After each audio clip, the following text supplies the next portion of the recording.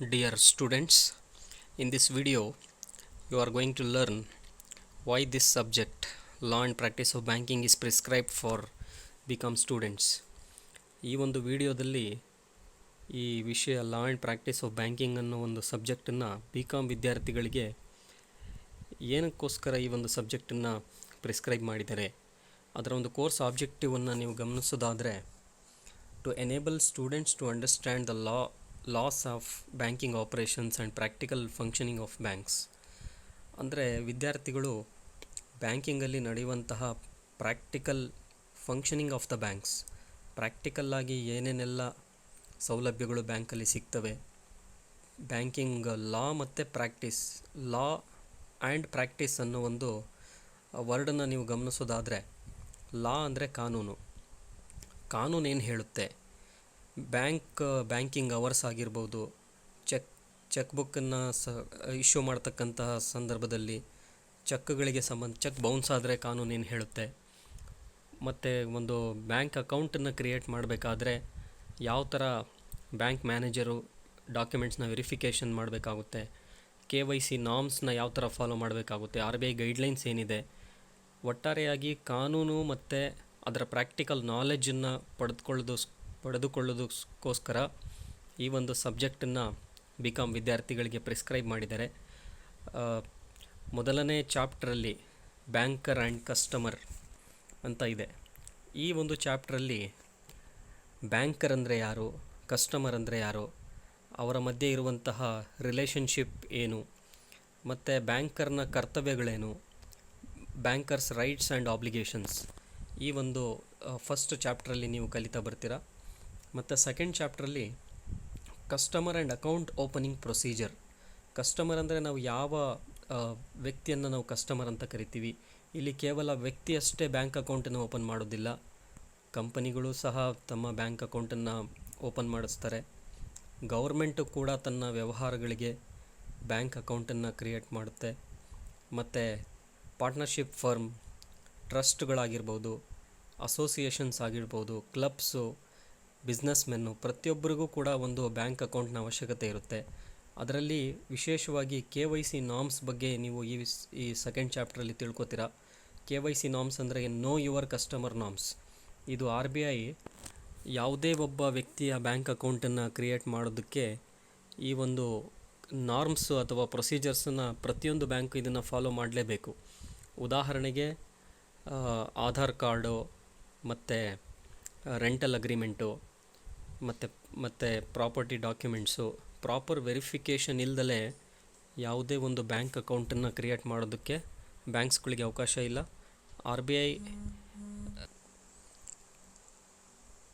RBI ಗೈಡ್ಲೈನ್ಸನ್ನು ಕಂಪಲ್ಸರಿಯಾಗಿ ಪ್ರತಿಯೊಂದು bank follow ಮಾಡಬೇಕಾಗುತ್ತೆ. KYC norms ಪ್ರಕಾರ before opening N account of A customer, the bank must verify all documents without which a bank should not open any account. So without proper verification ಇಲ್ದಲೇ ಯಾವುದೇ ಒಬ್ಬ ವ್ಯಕ್ತಿಯ bank ಅಕೌಂಟನ್ನು create ಮಾಡಿ ಕೊಡಬಾರ್ದು. ಈ ಎಲ್ಲ ನಿಯಮಗಳನ್ನು ಬ್ಯಾಂಕ್ಸ್ನವರು ಫಾಲೋ ಮಾಡಬೇಕಾಗುತ್ತೆ. ಅದನ್ನು ನಾವು ಸೆಕೆಂಡ್ ಚಾಪ್ಟ್ರಲ್ಲಿ ನಾವು ಕಲಿತಾ ಬರ್ತೀವಿ. ಮತ್ತು ಇಲ್ಲಿ ಸ್ಪೆಷಲ್ ಟೈಪ್ಸ್ ಆಫ್ ಕಸ್ಟಮರ್ಸ್ ಅಂತ ಬರ್ತಾರೆ ಬ್ಯಾಂಕ್ಸಲ್ಲಿ. ಉದಾಹರಣೆಗೆ minor, the one who is less than 14 years of age, ಸಣ್ಣ ಮಕ್ಕಳ ಅಕೌಂಟನ್ನು ಯಾವ ಥರ ಕ್ರಿಯೇಟ್ ಮಾಡಬೇಕು, ಏನೇನು ಪ್ರಿಕಾಷನ್ಸ್ನ ಬ್ಯಾಂಕರ್ಸು ಫಾಲೋ ಮಾಡಬೇಕು. ಮತ್ತು ಇಲ್ಲಿ ಜಾಯಿಂಟ್ ಅಕೌಂಟನ್ನು ವಿಶೇಷವಾದಂತಹ ಫೀಚರ್ಸನ್ನು ನಾವು ಕಲಿತೀವಿ. ಜಾಯಿಂಟ್ ಅಕೌಂಟ್ ಅಂದರೆ ಒಬ್ರಿಗಿಂತ ಹೆಚ್ಚು ವ್ಯಕ್ತಿಗಳು ಸೇರಿ ಒಂದು ಅಕೌಂಟನ್ನು ಓಪನ್ ಮಾಡ್ತಾರೆ. ಹಸ್ಬೆಂಡ್ ಆ್ಯಂಡ್ ವೈಫ್ ಇಬ್ಬರು ಸೇರಿ ಬ್ಯಾಂಕ್ ಅಕೌಂಟನ್ನು ಕ್ರಿಯೇಟ್ ಮಾಡ್ತಾರೆ. ಫಾದರ್ ಆ್ಯಂಡ್ ಸನ್ ಇಬ್ಬರು ಜಾಯಿಂಟ್ಲಿ ಒಂದು ಬ್ಯಾಂಕ್ ಅಕೌಂಟ್ನ ಕ್ರಿಯೇಟ್ ಮಾಡ್ತಾರೆ. ಈ ಜಾಯಿಂಟ್ ಅಕೌಂಟಿಂದ ಹಲವಾರು ಬೆನಿಫಿಟ್ಸು ಸಹ ಇದ್ದಾವೆ. ಅದನ್ನು ನಾವು ಈ ಸೆಕೆಂಡ್ ಚಾಪ್ಟ್ರಲ್ಲಿ ಕಲಿತಾ ಬರ್ತೀವಿ. ಮತ್ತು ಸ್ಪೆಷಲ್ ಕಸ್ಟಮರ್ಸಲ್ಲಿ HUF, Hindu undivided family, Hindu joint family, ಅದಕ್ಕೆ ಸಂಬಂಧಪಟ್ಟಂತೆ ಬ್ಯಾಂಕ್ ಅಕೌಂಟ್ನ ಓಪನ್ ಮಾಡ್ತಕ್ಕಂತಹ ಪ್ರೊಸೀಜರ್ ಏನೇನು, ಮತ್ತು ಪಾರ್ಟ್ನರ್ಶಿಪ್ ಸಂಸ್ಥೆಯ ಅಕೌಂಟನ್ನು ಓಪನ್ ಮಾಡಬೇಕಾದ್ರೆ ಏನೇನು ಪ್ರಿಕಾಷನ್ಸ್ ಬ್ಯಾಂಕ್ ಫಾಲೋ ಮಾಡಬೇಕು ಅದನ್ನು ನಾವಿಲ್ಲಿ ಕಲಿತಾ ಬರ್ತೀವಿ. ಮತ್ತು joint stock company, it can be private company or public company. ಮತ್ತು ನಾನ್ ರೆಸಿಡೆಂಟ್ ಇಂಡಿಯನ್ ಅಕೌಂಟ್, ಹೊರದೇಶದ ವ್ಯಕ್ತಿಗಳು ಸಹ ನಮ್ಮ ದೇಶದಲ್ಲಿ ಬ್ಯಾಂಕ್ ಅಕೌಂಟನ್ನು ಓಪನ್ ಮಾಡೋದಾದರೆ ಏನೇನು ಗೈಡ್ಲೈನ್ಸು RBI ಹೇಳುತ್ತೆ, ಮತ್ತು registered and unregistered societies and clubs, ಉದಾಹರಣೆಗೆ ಕರ್ನಾಟಕ ರಕ್ಷಣಾ ವೇದಿಕೆ ಅಂತ ಇದೆ, ಕೆಲವೊಬ್ಬರು ಸಂಘಗಳನ್ನು ಕಟ್ಕೊಂಡಿರ್ತಾರೆ. ಅವರು ಸಹ ತಮಗೆ ಬ್ಯಾಂಕ್ ಅಕೌಂಟನ್ನು ಓಪನ್ ಮಾಡಬೇಕಾದ್ರೆ ಬ್ಯಾಂಕಲ್ಲಿ ಹೋದಾಗ ಬ್ಯಾಂಕ್ನವರು ಏನೇನೆಲ್ಲ ಪ್ರಿಕಾಷನ್ಸ್ ಫಾಲೋ ಮಾಡಬೇಕಾಗುತ್ತೆ, ಏನೇನು ದಾಖಲೆಗಳನ್ನು ಕೇಳ್ತಾರೆ, ಅವೆಲ್ಲವನ್ನು ನಾವು ಸಂಬಂಧಪಟ್ಟಂತೆ 2ನೇ ಚಾಪ್ಟ್ರಲ್ಲಿ ತಿಳ್ಕೊತಾ ಬರ್ತೀವಿ. ನೀವಿಲ್ಲಿ ಗಮನಿಸ್ಬೋದು, precautions to be taken by banker while opening and operating the accounts. ಇಲ್ಲಿ ಒಂದು ಬ್ಯಾಂಕು ಏನೇನೆಲ್ಲ ಪ್ರಿಕಾಷನ್ಸು ರೂಲ್ಸನ್ನು ಫಾಲೋ ಮಾಡುತ್ತೆ, ಆ ಒಂದು ವಿಷಯವನ್ನು ನಾವಿಲ್ಲಿ 2nd ಚಾಪ್ಟ್ರಲ್ಲಿ ತಿಳ್ಕೊಬೇಕಾಗುತ್ತೆ. ಮತ್ತು 3rd chapter is related to negotiable instruments. ಇಲ್ಲಿ ಕೆಲವು ಇನ್ಸ್ಟ್ರೂಮೆಂಟ್ಸ್ಗಳನ್ನು ನಾವಿಲ್ಲಿ ಅದಕ್ಕೆ ಸಂಬಂಧಪಟ್ಟಂತಹ ಲಾ ಮತ್ತು ಪ್ರೊಸೀಜರ್ಸ್ನ ತಿಳ್ಕೊತೀವಿ. ಉದಾಹರಣೆಗೆ cheque, demand draft, promissory note, bills of exchange, ಮತ್ತು crossing of cheques, types of cheques, material alteration of cheques. ಒಂದು ಚೆಕ್ ಬುಕ್ಕಿಗೆ ಸಂಬಂಧಪಟ್ಟಂತೆ ಟೈಪ್ಸ್ ಆಫ್ ಚೆಕ್ಸನ್ನು ನಾವು ಅದರ ಬಗ್ಗೆ ತಿಳ್ಕೊತೀವಿ, ಅದರ ವ್ಯಾಲಿಡಿಟಿ ಎಷ್ಟು, ಮತ್ತು ಮೆಟೀರಿಯಲ್ ಆಲ್ಟ್ರೇಷನ್, ಚೆಕ್ಕಲ್ಲಿ ಏನಾದರೂ ವ್ಯತ್ಯಾಸಗಳಾದರೆ ಸಿಗ್ನೇಚರಲ್ಲಿ ಅಥವಾ ರಬ್ಬರ್ ತೊಗೊಂಡು ಅಳಿಸಿ ಏನಾದರೂ ಮೆಟೀರಿಯಲ್ ಆಲ್ಟ್ರೇಷನ್ ಆದರೆ ಅದನ್ನು ಬ್ಯಾಂಕರ್ ಯಾವ ಥರ ವೆರಿಫಿಕೇಷನ್ ಮಾಡಬೇಕಾಗಿರುತ್ತೆ. ಇದಕ್ಕೆ ಸಂಬಂಧಪಟ್ಟಂತೆ ನಾವು 3rd ಚಾಪ್ಟ್ರಲ್ಲಿ ನಾವು ತಿಳ್ಕೊತೀವಿ. And in the 4th chapter we will study collecting banker, the duties and responsibilities of collecting banker. ಅಂದರೆ ಇಲ್ಲಿ ಒಂದು ಚೆಕ್ ನೀವು ಬ್ಯಾಂಕಿಗೆ ಪ್ರೆಸೆಂಟ್ ಮಾಡಿದಾಗ ಆ ಬ್ಯಾಂಕರು ಆ ಚೆಕ್ಕನ್ನು ಕಲೆಕ್ಷನ್ ಕಳಿಸ್ತಾರೆ. ಆ ಕಲೆಕ್ಷನ್ ಮಾಡಿ ಕಸ್ಟಮರ್ ಅಕೌಂಟಿಗೆ ಕ್ರೆಡಿಟ್ ಆಗೋವರೆಗೂ ಬ್ಯಾಂಕರ್ ಏನೇನು ಕರ್ತವ್ಯಗಳನ್ನು ನಿರ್ವಹಿಸಬೇಕು ಅದನ್ನು ನಾವಿಲ್ಲಿ ಕಲೆಕ್ಟಿಂಗ್ ಬ್ಯಾಂಕರ್, ಈ ಒಂದು ಬ್ಯಾಂಕಿಂಗ್ ಆಪ್ರೇಷನ್ಸಲ್ಲಿ ಪ್ರಾಕ್ಟಿಕಲ್ ಆಗಿ ಏನೇನು ರೂಲ್ಸ್ ಇದ್ದಾವೆ ಅದನ್ನು ನಾವು ತಿಳ್ಕೊತೀವಿ.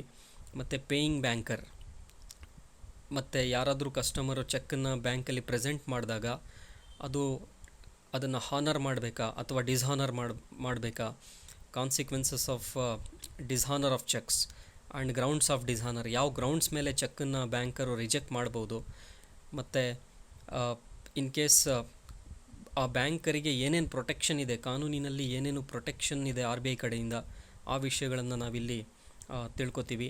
ಅದೇ ರೀತಿ ಲೆಂಡಿಂಗ್ ಆಪರೇಷನ್ಸ್. ಲೆಂಡಿಂಗ್ ಅಂದರೆ ಸಾಲ ಬೇರೆಯವರಿಗೆ ಕೊಡ್ತಕ್ಕಂಥದ್ದು. A banker lends to other customers. It can be businessman or it can be any individual or it can be firm.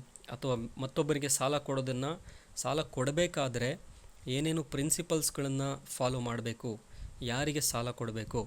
ಉದಾಹರಣೆಗೆ RBI ಕೆಲವೊಂದು ಸಲ ಪ್ರಿಯಾರಿಟಿ ಸೆಕ್ಟಾರ್ ಲೆಂಡಿಂಗ್ ಸ್ಕೀಮಲ್ಲಿ ರೈತರಿಗೆ ಸಾಲ ಕೊಡಿ ಅಂತ ಅನೌನ್ಸ್ ಮಾಡುತ್ತೆ. ಆ ಸಮಯದಲ್ಲಿ ಬ್ಯಾಂಕು ಯಾರಿಗೆ ಎಷ್ಟೆಷ್ಟು ಸಾಲ ಕೊಡಬೇಕು, ಸಾಲ ಕೊಡಬೇಕಾದ್ರೆ ಏನೇನೆಲ್ಲ ಪ್ರಿನ್ಸಿಪಲ್ಸ್ನ ಫಾಲೋ ಮಾಡಬೇಕು, ಅದನ್ನು ನಾವು ಈ ಚಾಪ್ಟ್ರಲ್ಲಿ ತಿಳ್ಕೊತೀವಿ. ಮತ್ತು ಕೈಂಡ್ಸ್ ಆಫ್ ಲೆಂಡಿಂಗ್ ಫೆಸಿಲಿಟೀಸ್. ಸಾಲದಲ್ಲಿ ಹಲವಾರು ತರಹದ ಸಾಲಗಳಿದ್ದಾವೆ. ಉದಾಹರಣೆಗೆ ಲೋನ್ಸ್ ಅಂತ ಕೊಡ್ತಾರೆ, ಕ್ಯಾಶ್ ಕ್ರೆಡಿಟ್, ಓವರ್ ಡ್ರಾಫ್ಟ್ ಯಾರಿಗೆ ಕೊಡ್ತಾರೆ, ಮತ್ತು ಬಿಲ್ಸ್ ಡಿಸ್ಕೌಂಟಿಂಗ್ ಅಂತ, ಇದು ಕೂಡ ಒಂದು ವೇ ಆಫ್ ಲೆಂಡಿಂಗ್. ಮತ್ತು ಲೆಟರ್ಸ್ ಆಫ್ ಕ್ರೆಡಿಟ್, ಇದನ್ನು ಯಾವ ರೂಪದಲ್ಲಿ ಕೊಡ್ತಾರೆ, ಇದರ ಟೈಪ್ಸ್ ಏನು ಅಂತ ನಾವಿಲ್ಲಿ ಈ ಚಾಪ್ಟ್ರಲ್ಲಿ ತಿಳ್ಕೊತೀವಿ. ಮತ್ತು NPA ಅಂತ ನೀವು ಗಮನಿಸ್ಬೋದು. NPA ಅಂದರೆ ನಾನ್ ಪರ್ಫಾರ್ಮಿಂಗ್ ಅಸೆಟ್ಸ್. ಇಡೀ ಬ್ಯಾಂಕಿಂಗ್ ಸಿಸ್ಟಮಲ್ಲಿ ಬಿಗ್ಗೆಸ್ಟ್ ಪ್ರಾಬ್ಲಮ್ ಅಂದರೆ NPA ಅಂದರೆ ಏನು? ಹಾಗಾದರೆ NPA ಅಂದರೆ any asset which is ceases to generate income for more than 6 months. ಇದನ್ನು ಸಿಂಪಲ್ಲಾಗಿ ಹೇಳೋದಾದರೆ, ಬ್ಯಾಂಕಲ್ಲಿ ಸಾಲ ಪಡೆದಿರ್ತಾರೆ, ಆ ಪಡೆದಂತಹ ಸಾಲನ ಅದನ್ನು ವಾಪಸ್ ಕೊಟ್ಟಿರಲ್ಲ, 6 ತಿಂಗಳಾದರೂ ಸಹ ಸಾಲ ವಾಪಸ್ ಕೊಟ್ಟಿರಲ್ಲ, ಇಂಟ್ರೆಸ್ಟು ಸಹ ಕಟ್ತಿರಲ್ಲ. ಇಂತಹ ಲೋನ್ಸ್ಗಳನ್ನು ಬ್ಯಾಂಕ್ನವರು ನಾನ್ ಪರ್ಫಾರ್ಮಿಂಗ್ ಅಸೆಟ್ಸ್ ಅಂತ ಟ್ರೀಟ್ ಮಾಡ್ತಾರೆ. ಅದರ ಮೀನಿಂಗನ್ನು ನಾವು ತಿಳ್ಕೊತೀವಿ. ಅದರ ಸರ್ಕಮ್ಸ್ಟ್ಯಾನ್ಸಸ್ಸು, ಅದರ ಇಂಪ್ಯಾಕ್ಟು, ಮತ್ತು ರೆಗ್ಯುಲೇಷನ್ಸ್, ಕಾನೂನು ಏನು ಹೇಳುತ್ತೆ. ಪ್ರಿಯಾರಿಟಿ ಲೆಂಡಿಂಗ್ ಅಂತ ನಾನು ಹೇಳಿದೆ, PSL ಅಂತೇಳಿ, ಪ್ರಿಯಾರಿಟಿ ಸೆಕ್ಟಾರ್ ಲೆಂಡಿಂಗ್. RBI ಕೆಲವೊಂದು ಸಲ ಬ್ಯಾಂಕ್ಸ್ಗಳಿಗೆ ಡೈರೆಕ್ಷನನ್ನು ಕೊಡುತ್ತೆ. ನೀವು ಇಂತಿಂಥ ಕ್ಷೇತ್ರಗಳಿಗೆ ನೀವು ಸಾಲವನ್ನು ಬಿಡುಗಡೆ ಮಾಡಿ. ಈ ತರಹದ ಡೈರೆಕ್ಷನ್ಸ್ ಕೊಟ್ಟಾಗ ಬ್ಯಾಂಕ್ನವರು ಕಂಪಲ್ಸರಿಯಾಗಿ ಪ್ರಿಯಾರಿಟಿ ಸೆಕ್ಟಾರ್ ಲೆಂಡಿಂಗನ್ನು ಮಾಡಬೇಕಾಗುತ್ತೆ. ಮತ್ತು ಇಲ್ಲಿ ಪ್ರಿಯಾರಿಟಿ ಸಾಲ ಕೊಟ್ಟಾಗ ಸಾಕಷ್ಟು NPA ಪ್ರಾಬ್ಲಮ್ಸ್ ಆಗುತ್ತೆ, ನಾನ್ ಪರ್ಫಾರ್ಮಿಂಗ್ ಅಸೆಟ್ಸ್ ಪ್ರಾಬ್ಲಮ್ಸ್ ಆಗುತ್ತೆ. ಸಾಲ ತೊಗೊಂಡಿರ್ತಾರೆ ಬಟ್ ಅದನ್ನು ವಾಪಸ್ಸು ಪೇ ಮಾಡಿರಲ್ಲ. ಇಂತಹ ಪ್ರಾಬ್ಲಮ್ಸು ನಮ್ಮ ದೇಶದ ಹಲವಾರು ಬ್ಯಾಂಕ್ಸ್ಗಳು ಫೇಸ್ ಮಾಡ್ತಾ ಇದ್ದಾರೆ. ಸೊ ಈ ವಿಷಯಗಳನ್ನೆಲ್ಲ ನಾವು 4th ಚಾಪ್ಟ್ರಲ್ಲಿ ತಿಳ್ಕೊಬೇಕಾಗುತ್ತೆ. ಮತ್ತು technology in banks, the most attractive and most important thing in banks is technology. Recently ನಾವು ಲಾಟ್ ಆಫ್ ಚೇಂಜಸ್ಸನ್ನು ಕಾಣ್ತಾ ಇದ್ದೀವಿ. We are witnessing a lot of changes in the banking sector. It can B UPI payments, NEFT, RTGS, electronic fund transfer. There are many things which are seeing today due to technology. ಬ್ಯಾಂಕಿಂಗಲ್ಲಿ ಏನೇನು technologies ಇದ್ದಾವೆ, core banking ಅಂದ್ರೇನು, internet banking, banking, ATMs, online banking, tele banking, unified payment interface, mobile banking, wallets, digital ವ್ಯಾಲೆಟ್ಸ್ಗಳು ಇತ್ತೀಚೆಗೆ RBI ಅವಕಾಶ ಕೊಟ್ಟಿದೆ. ಇವೆಲ್ಲ ವಿಷಯಗಳನ್ನು ನಾವು ಟೆಕ್ನಾಲಜಿ ಇನ್ ಬ್ಯಾಂಕ್ಸ್ ಈ ಚಾಪ್ಟ್ರಲ್ಲಿ ನಾವು ಕಲಿಬೇಕಾಗುತ್ತೆ. ಇದರ ಜೊತೆಯಲ್ಲೇ ಕೆಲವು ಸಾಫ್ಟ್ ಸ್ಕಿಲ್ಸನ್ನು ವಿದ್ಯಾರ್ಥಿಗಳು ಡೆವಲಪ್ ಮಾಡ್ಕೋಬೇಕಾಗುತ್ತೆ. ಪ್ರತಿ ಸಲ ನೀವು ಅಸೈನ್ಮೆಂಟಲ್ಲಿ ಬರಿಬೇಕಾದ್ರೆ ಈ ಸಾಫ್ಟ್ ಸ್ಕಿಲ್ಸ್ ಏನು ಕೊಟ್ಟಿದ್ದಾರಲ್ಲ, write up an electronic fund transfer, NEFT and RTGS used in nationalised commercial banks. NEFT ಮತ್ತು RTGS ಬಗ್ಗೆ ನೀವು ಸಾಫ್ಟ್ ಸ್ಕಿಲ್ಸ್ ಪ್ರಾಕ್ಟಿಕಲಾಗಿ ನೀವು ತಿಳ್ಕೊಬೇಕಾಗುತ್ತೆ. ಮತ್ತು report the procedure and provisions adopted by nationalised banks for lending educational loan. ವಿದ್ಯಾರ್ಥಿಗಳಿಗೆ ಸಾಲ ಕೊಡಬೇಕಾದ್ರೆ, ಶೈಕ್ಷಣಿಕ ಸಾಲವನ್ನು ಕೊಡಬೇಕಾದ್ರೆ ಬ್ಯಾಂಕ್ನವರು, ನ್ಯಾಷನಲೈಸ್ಡ್ ಬ್ಯಾಂಕ್ಸ್ನವರು ಏನೇನು ಪ್ರೊಸೀಜರ್ಸು ಮತ್ತು ಏನೇನು ಪ್ರಾವಿಷನ್ಸ್ ಇದೆ ಅದಕ್ಕೆ ಒಂದು ರಿಪೋರ್ಟನ್ನು ವಿದ್ಯಾರ್ಥಿಗಳು ಮಾಡುವುದರ ಮೂಲಕ, ಒಂದು ರಿಪೋರ್ಟನ್ನು ಪ್ರಿಪೇರ್ ಮಾಡುವುದರ ಮೂಲಕ ಈ ಸಾಫ್ಟ್ ಸ್ಕಿಲ್ಸನ್ನು ನೀವು ಕಲಿಬೇಕಾಗುತ್ತೆ. ಮತ್ತು ಇದಕ್ಕೆ ಸ್ಕಿಲ್ ಡೆವಲಪ್ಮೆಂಟ್ ಆ್ಯಕ್ಟಿವಿಟೀಸ್ ಬಹಳಷ್ಟು ವಿದ್ಯಾರ್ಥಿಗಳಿಗೆ ಮತ್ತು ಬಹಳಷ್ಟು ಜನಸಾಮಾನ್ಯರಿಗೂ ಕೂಡ ಈ ವಿಷಯಗಳು ಗೊತ್ತಿರಲ್ಲ. ಪೇ ಇನ್ ಸ್ಲಿಪ್ ಅಂದ್ರೇನು, ವಿತ್ಡ್ರಾಯಲ್ ಸ್ಲಿಪ್ ಅಂದ್ರೇನು, ಬ್ಯಾಂಕಲ್ಲಿ ಹೋದ ತಕ್ಷಣ ಯಾವ ಸ್ಲಿಪ್ ಪಡಿಬೇಕು, ಯಾವ ಫಾರ್ಮನ್ನು ಪಡಿಬೇಕು, ಬ್ಯಾಂಕ್ ಅಕೌಂಟ್ ಓಪನಿಂಗ್ ಫಾರ್ಮಲ್ಲೇ ಡಿಫ್ರೆಂಟ್ ಟೈಪ್ಸ್ ಆಫ್ ಫಾರ್ಮ್ಸ್ ಇರ್ತವೆ. ವ್ಯಕ್ತಿಗಳಿಗಾದರೆ ಬೇರೆ ಫಾರ್ಮ್ ಇರುತ್ತೆ, ಕಂಪನೀಸ್ಗಳಿಗಾದರೆ ಬೇರೆ ಅಪ್ಲಿಕೇಶನ್ ಫಾರ್ಮ್ ಇರುತ್ತೆ. ಈ ವಿಷಯಗಳನ್ನೆಲ್ಲ ನೀವು ಸ್ಕಿಲ್ ಡೆವಲಪ್ಮೆಂಟ್ ಆ್ಯಕ್ಟಿವಿಟೀಸಲ್ಲಿ ಕಲಿಬೇಕಾಗುತ್ತೆ. ಮತ್ತು ಡಿಫ್ರೆಂಟ್ ಟೈಪ್ಸ್ ಆಫ್ ಚೆಕ್ಕಲ್ಲಿ ಕ್ರಾಸಿಂಗ್ ಬರುತ್ತೆ, there are different types of crossing. ಇವೆಲ್ಲ ವಿಷಯಗಳನ್ನು ಪ್ರಾಕ್ಟಿಕಲ್ಲಾಗಿ ವಿದ್ಯಾರ್ಥಿಗಳು ಕಲೀಲಿ ಅಂತ ಹೇಳಿ ಈ ಸಬ್ಜೆಕ್ಟನ್ನು ಪ್ರಿಸ್ಕ್ರೈಬ್ ಮಾಡಿದ್ದಾರೆ. And also visit a nearest ATM and report procedure for using ATM cards. ATM ಕಾರ್ಡ್ಸನ್ನು ಪ್ರಾಕ್ಟಿಕಲ್ಲಾಗಿ ಬಳಸ್ತಕ್ಕಂತಹ ಸ್ಕಿಲ್ಲನ್ನು ಕೂಡ ಕಲಿಬೇಕಾಗುತ್ತೆ. Recently there are many frauds which are committed in ATMs.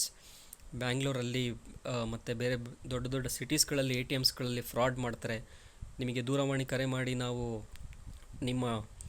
ಬ್ಯಾಂಕಿಂದ ಕಾಲ್ ಮಾಡ್ತಾ ಇದ್ದೀವಿ, ನಿಮ್ಮ ATM ಡೀಟೇಲ್ಸ್ ಕೊಡಿ ಅಂತ ಹೇಳಿ ಜನರಿಗೆ ಮೋಸ ಮಾಡಿದಂತಹ ಸಾಕಷ್ಟು ಉದಾಹರಣೆಗಳಿದ್ದಾವೆ. ಸೊ ATMಸು ಅದನ್ನು ಯಾವ ಥರ ಬಳಸಬೇಕು, ಯಾವ ಥರ ಮಿಸ್ಯೂಸ್ ಆಗದ ಹಾಗೆ ನಾವು ನೋಡ್ಕೋಬೇಕು, ಈ ಎಲ್ಲ ವಿಷಯಗಳನ್ನು ಕಲೀಲಿ ಅಂತ ಹೇಳಿ ಈ ಚಾಪ್ಟರ್ನ, ಈ ಒಂದು ಸಬ್ಜೆಕ್ಟನ್ನು BCom ವಿದ್ಯಾರ್ಥಿಗಳಿಗೆ ಇಟ್ಟಿದ್ದಾರೆ. This is all about the reason for prescribing this syllabus for BCom students. ಇಷ್ಟೆಲ್ಲ ವಿಷಯಗಳನ್ನು ತಾವು ಕಲಿಬೇಕಾಗುತ್ತೆ.